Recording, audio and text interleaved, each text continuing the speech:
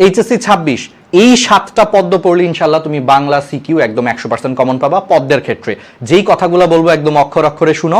আমি নটরডেম কলেজে থাকতে বাংলা পদ্মে একদম হাইয়েস্ট মার্কস পাইতাম। কি কি আমি ট্রিক্স এবং অ্যাপ্লাই করতাম সেটা আমি তোমাদেরকে এই ভিডিওতে হচ্ছে বলতেছি। দাঁড়াও, তো প্রথমে আসো কোন 7টা পদ্ম হচ্ছে পড়বা। সো আমি অনেক ঘাটাঘাটি করে যেটা দেখছি যে এই 12টা পদ্মের মধ্যে আসলে আসার মতো কোশ্চেন এই 7টাতেই আছে। এই 7টা থেকে ইনশাল্লাহ তুমি পাবা।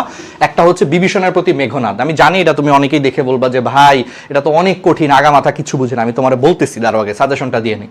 বিভীষণের প্রতি মেঘনাদ, সোনার তরী খুবই ইম্পর্টেন্ট, বিদ্রোহী খুবই ইম্পর্টেন্ট। আমি জানি একই কথাই বলবা ভাই বিদ্রোহীও মাথার উপরে দিয়ে যায়, কিন্তু বিদ্রোহী, সোনার তরী, বিভীষণের প্রতি মেঘনাদ, তারপরে প্রতিদান, তাহারই পরে মনে, 18 বছর বয়স, আর হচ্ছে ফেব্রুয়ারি 1969।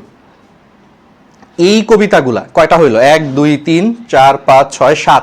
এই 7টা কবিতা তুমি যদি পড়ো ইনশাল্লাহ এখান থেকেই সবকিছু আসবে।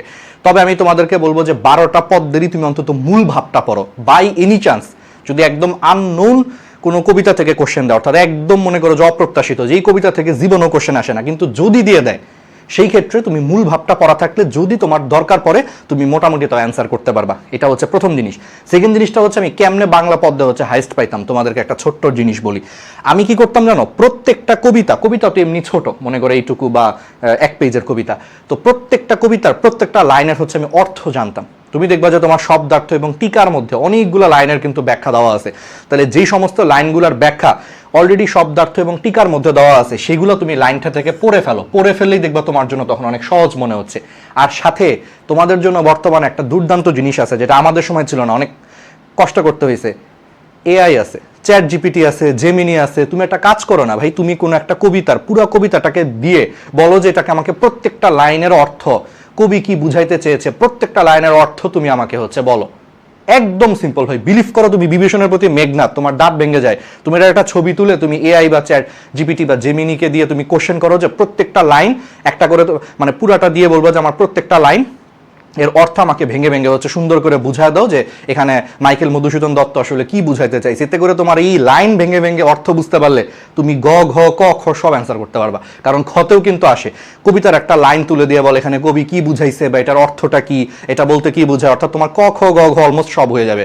সাথে কবি পরিচিত অবশ্যই পড়বা, শব্দার্থ টিকা পড়বা, তোমার ক কমন হয়ে যাবে। তাহলে দেখছো আমাদের সময় কিন্তু এআই ছিল না, তারপরও আমি কি করতাম স্যারদের কাছে পড়ার সময় প্রত্যেকটা লাইনের অর্থ কিন্তু আমি স্যারদের কাছ থেকে জেনে জেনে জেনে জেনে খাতায় লিখতাম। এই জন্য আমি কবিতা আল্লাহর মতো হচ্ছে হাইস্ট পাইতাম। সো তোমরা এটা এখন করতে পারো, একদম সহজ, একদম সহজ ভাই। এই 7টা কবিতা চ্যাট জিপিটি দাও, তুমি দিয়ে হচ্ছে এখান থেকে হচ্ছে প্রত্যেকটা লাইনের অর্থ জেনে নাও। তোমার পড়তে লাগবে হচ্ছে 2 থেকে 3 ঘন্টা। তুমি বাংলা ভাষা তো আমাদের মাতৃভাষা, এটা কি তোমার বুঝতে কঠিন লাগবে? চ্যাট জিপিটি বা জেমিনি যখন প্রত্যেকটা লাইন ভেঙে দিবে তুমি প্রত্যেকটা অর্থ হচ্ছে বুঝে ফেলবা।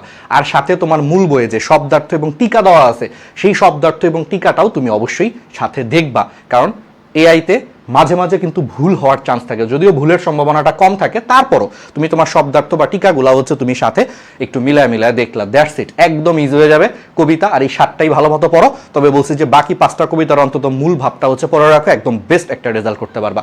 আর মাথায় রেখো আরটিডিএস তোমাদের সাথে হচ্ছে সব সময় আছে। তোমাদের 26 ব্যাচের মধ্যে যাদের পরবর্তীতে টার্গেট হচ্ছে ভাই আমরা মেডিকেলে পড়বো, তোমাদের জন্য কিন্তু আমরা আসি, জাস্ট মনে করায় দেওয়া, আমরা কিন্তু আসি তোমাদের জন্য, ঠিক আছে? তো দেখা হবে তোমাদের সবার সাথে হচ্ছে মেডিকেল ব্যাচে ইনশাল্লাহ। তোমরা কিন্তু আগে একটা ভালো পরীক্ষা দাও, যা যা বলছি এগুলো একদম ফাটায় হচ্ছে করো।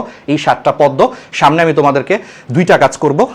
গদ্যের হচ্ছে অনেকগুলো সিকিউ এমসিকিউ বানাইছি আমি, সবচেয়ে গুরুত্বপূর্ণ, ঠিক আছে? বিভিন্ন গাইডগুলোকে কালেক্ট করে একটা নোট আকারে, সেটা আমি আজকে রাত্রে সম্ভব হলে বা আজকে রাত্রে বা কালকে সকালের মধ্যে দিয়ে দিব।